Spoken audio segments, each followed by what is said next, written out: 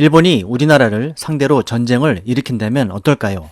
터무니없는 소리일 수 있지만 군대를 다녀온 분들은 대부분 군사 시뮬레이션을 해보면 우리나라가 우세하다고 얘기합니다. 1대1로 단순히 링에서 싸우듯이 일본과 한판 붙는다면 우리나라가 오랜 동안 실전에 가까운 미군과의 연합훈련 경험상 우세할 거라고 믿습니다. 그러나 실제 현대의 전쟁은 그렇게 단순하게 전개될 것 같지는 않습니다. 일본 자위대, 강한 일본을 내세우면서 징용 문제를 거론하며 우리나라를 압박하는 아베 정권의 숨은 대내외적 의도를 일본 내 상황을 짚어보면서 핵심만 간략히 공유해 보도록 하겠습니다. 아시는 바와 같이 일본 아베 정권이 참의원 선거와 함께 목표한 것은 전쟁을 할 수 있는 국가가 되기 위해 헌법을 개헌하는 것이 핵심 목적입니다. 현재 일본은 자위대를 갖고 있지만 현행 헌법에서는 직접 군대를 파견할 수 없고 무기를 수출할 수도 없게 되어 있습니다. 일본이 태평양 전쟁 패배 당시 미국이 일본의 헌법을 그렇게 만들었다는 것이 우리가 아는 상식입니다. 전쟁을 할 수 있는 나라를 만들면 무기 수출을 위해 일본은 중공업과 첨단 기술산업 분야에서 군산, 복합체를 발전시킬 수 있고 막대한 경제적 이익을 창출하면 물론 국제 외교에서도 일본의 발언권은 강한 힘을 갖게 됩니다. 20년 동안 경기 침체기에서 탈출하고 중국과 대등한 위치에서 동북아의 패권을 경쟁하려는 아베 의도가 바로 여기에 있다고 보여집니다. 한국은 이러한 일본의 목적 달성을 위한 정적인 낚싯밥 정도인 것 같습니다. 헌법을 바꾸려면 무엇보다도 일본 국민들의 지지가 절대적이기 때문이겠죠. 그러나 시대를 망각한 아베, 한국을 잘못 건드렸다는 것을 보여줘야겠습니다. 전문가들은 미국이 냉전 시대가 무너지고 군사력을 축소하면서 일본에게 군사비 분담을 강력히 요구해왔고 일본의 군사 강화를 종용해왔다고 합니다. 실제로 2005년 일본은 유엔 전체 예산의 20%에 가깝게 담당해왔고 이는 미국 다음으로 많은 액수라고 합니다.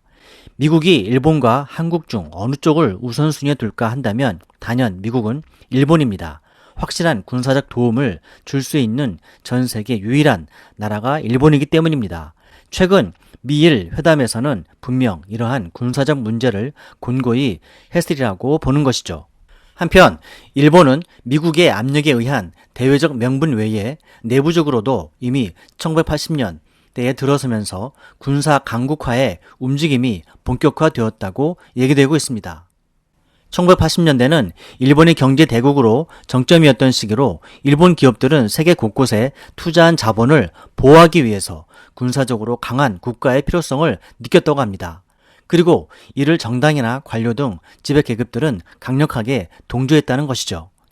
1990년 페르시아만 전쟁에서 막대한 전쟁 비용을 지출했음에도 땀과 피를 흘리지 않는 얼굴 없는 국제공헌이라는 비난을 받았었고 냉전이 붕괴된 후 중국이 급격한 경제 성장 속에 군사 강국으로 부상하면서 일본 내에서는 중국에 대비하지 않는 한 일본의 미래는 없다라는 강경 발언과 함께 중국에 대한 위기감이 고조되어 왔다는 것입니다.